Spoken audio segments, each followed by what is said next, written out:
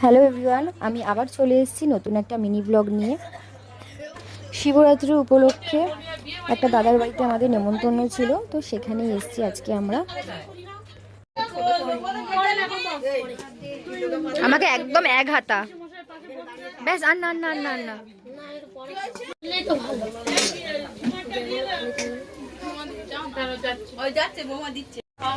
খাওয়ার আগে আমি আর ভাই একটু ফটো তুলে নিচ্ছিলাম, ভিডিও করে নিচ্ছিলাম।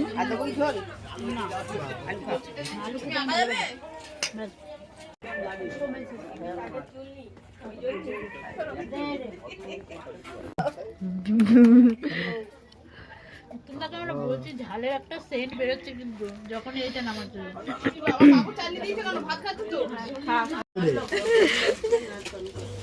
এরা কিছুতেই ক্যামেরার দিকে তাকাচ্ছে না, এত লজ্জা পাচ্ছে।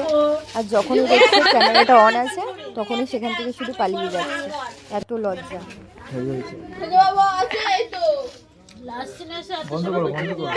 নিজের মিষ্টিটা খাবার পর আবার মিষ্টিটা খাচ্ছেন, লজ্জা করে না?